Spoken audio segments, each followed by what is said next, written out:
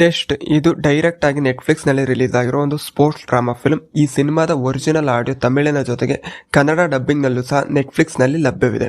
ಹೊಡಿಬಡಿ ಪಂದ್ಯಗಳೇ ತುಂಬಿರೋ ಈ IPL time ನಲ್ಲಿ release ಆಗಿರೋ ಈ ಟೆಸ್ಟ್ ಸಿನಿಮಾ ನನಗೆ ಹೇಗೆ ಅನಿಸ್ತು ಅನ್ನೋದರ ಬಗ್ಗೆ ಈ ವಿಡಿಯೋದಲ್ಲಿ ಶೇರ್ ಮಾಡಲಿದ್ದೇನೆ.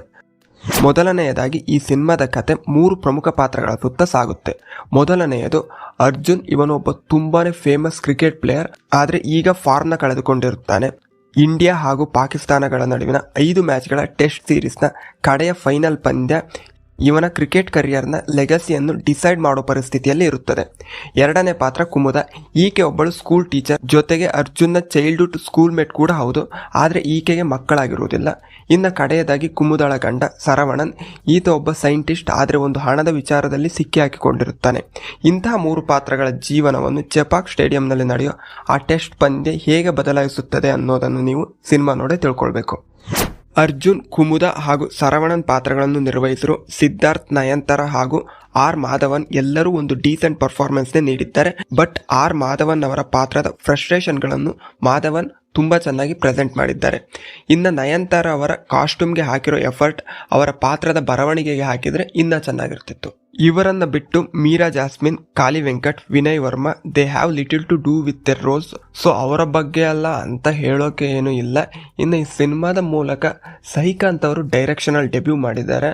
ಈ ಹಿಂದೆ ಇವರು ಹಲವು ಸಿನಿಮಾಗಳನ್ನು ಪ್ರೊಡ್ಯೂಸ್ ಮಾಡಿದ್ದಾರೆ, ಆದರೆ ಇವರ ಡೈರೆಕ್ಟಿಂಗ್ ಸ್ಟೈಲ್ ಆಗಲಿ ಅಥವಾ ಬರವಣಿಗೆ ಆಗಲಿ ಅಂತಹ ಇಂಪ್ಯಾಕ್ಟ್ಫುಲ್ ಆಗಿ ಇರಲಿಲ್ಲ.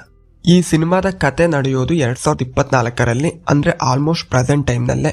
ಆದರೆ ಈ ಸಿನಿಮಾ ಒಂದು ಪಿರಿಯಾಡಿಕ್ ಫಿಲ್ಮ್ ಆಗಿದ್ರೆ ಇದಕ್ಕಿಂತ ಜಾಸ್ತಿ ವರ್ಕ್ ಆಗೋ ಚಾನ್ಸಸ್ ಇದ್ದವು. ಯಾಕಂದ್ರೆ ಇಲ್ಲಿ ಮ್ಯಾಚ್ ಫಿಕ್ಸಿಂಗ್, ಕಿಡ್ನಾಪ್ ಈ ರೀತಿ ವಿಷಯಗಳು ಬರುತ್ತವೆ.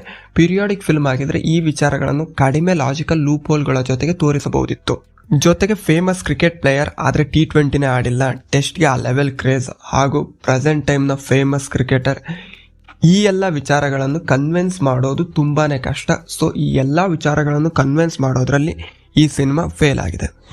ಬಟ್ ಈ ಸಿನಿಮಾದ ಕೋರ್ ಏನು ಅಂದ್ರೆ, ಕ್ರಿಕೆಟ್ ಅನ್ನೋದು ಒಂದು ಆಟ, ಆದ್ರೆ ಜನ ಚೆನ್ನಾಗಿ ಕ್ರಿಕೆಟ್ ಆಡೋರನ್ನೇ ನ್ಯಾಷನಲ್ ಹೀರೋಗಳು ಅಂತ ನಂಬೋದು. ಜೊತೆಗೆ ರಿಯಲಿಸ್ಟಿಕ್ ಆಗಿ ಯೋಚನೆ ಮಾಡಿದ್ರು ಸಹ ನಮಗೆ ಎಷ್ಟು ಜನ ಕ್ರಿಕೆಟರ್ಸ್ಗಳ ಹೆಸರು ಗೊತ್ತು, ಆದ್ರೆ ಎಷ್ಟು ಜನ ನಮ್ಮ ದೇಶದ ಸೈಂಟಿಸ್ಟ್ಗಳ ಹೆಸರು ಗೊತ್ತಿದೆ ಹೇಳಿ. ಈ ಪಾಯಿಂಟ್ ನ ಮೇಲೆ ಒಂದು ಸಿನಿಮಾ ಮಾಡಬೇಕು ಅನ್ನೋ ಆ ಥಾಟ್ ಇಷ್ಟ ಆಯ್ತು, ಆದ್ರೆ ಫೈನಲ್ ಪ್ರಾಡಕ್ಟ್ ಬಗ್ಗೆನೂ ಇದೇ ಮಾತನ್ನ ಹೇಳೋಕ್ಕಾಗಲ್ಲ. ಸಿನಿಮಾದಲ್ಲಿ ಹೆಚ್ಚೇನು ಕ್ರಿಕೆಟ್ ಸೀನ್ಗಳು ಇರಲಿಲ್ಲ, ಇದ್ದ ಒಂದಿಷ್ಟು ಸೀಕ್ವೆನ್ಸ್ಗಳು ಕನ್ವಿನ್ಸಿಂಗ್ ಆಗಿನೇ ಇದ್ವು. ಇನ್ನ ಮ್ಯೂಸಿಕ್ ಹಾಗೂ ಸಿನಿಮಾಟೋಗ್ರಫಿ ಅಂತ ಇಂಪ್ರೆಸಿವ್ ಆಗೇನು ಇರಲಿಲ್ಲ, ಮತ್ತು ಸಿನಿಮಾ ಸಹ ಸ್ವಲ್ಪ ಜಾಸ್ತಿನೇ ಲಾಂಗ್ ಅಂತ ಅನಿಸಿತು. ಫೈನಲ್ ಆಗಿ ಹೇಳಬೇಕು ಅಂದರೆ 2 ಗಂಟೆ 23 ನಿಮಿಷದ ಈ ಸಿನಿಮಾ ಒಳಗೊಂಡಿರೋ ಆಕ್ಟರ್ಗಳ ಕೊಲಾಬ್ರೇಷನ್ಗೆ ನ್ಯಾಯ ತರುವಲ್ಲಿ ಸಫಲವಾಗಿಲ್ಲ. ಆದರೆ ನಿಮಗೆ IPL ಮ್ಯಾಚ್ಗಳನ್ನು ನೋಡಿ ಬೋರ್ ಆಗಿದ್ರೆ, ಟೆಸ್ಟ್ ನೋಡೋ ಮನಸ್ಸಾಗಿದ್ರೆ ಒಂದು ಸಾರಿ ಟ್ರೈ ಮಾಡಬಹುದೇನೋ. ನೆಟ್ಫ್ಲಿಕ್ಸ್ನಲ್ಲಿ ಒರಿಜಿನಲ್ ಆಡಿಯೋ ತಮಿಳಿನ ಜೊತೆಗೆ ಕನ್ನಡ ಡಬ್ಬಿಂಗ್ನಲ್ಲೂ ಸಹ ಲಭ್ಯವಿದೆ. ಇದಿಷ್ಟು ಟೆಸ್ಟ್ ಸಿನಿಮಾದ ಬಗ್ಗೆ ನನ್ನ ಒಪಿನಿಯನ್. ನೀವು ಈ ಸಿನಿಮಾನ ಈಗಾಗಲೇ ನೋಡಿದರೆ ನಿಮ್ಮ ಒಪಿನಿಯನ್ ಕಮೆಂಟ್ ಮಾಡಿ ತಿಳಿಸಿ. ಈ ವಿಡಿಯೋ ಇಷ್ಟ ಆದರೆ ಲೈಕ್ ಮಾಡಿ, ಶೇರ್ ಮಾಡಿ. ಮುಂದಿನ ವಿಡಿಯೋಗಳಿಗಾಗಿ ಇನ್ಫೋ ಸೆಗ್ಮೆಂಟ್ ಕನ್ನಡ ಯೂಟ್ಯೂಬ್ ಚಾನಲ್ಗೆ ಸಬ್ಸ್ಕ್ರೈಬ್ ಆಗಿ. Thanks for watching.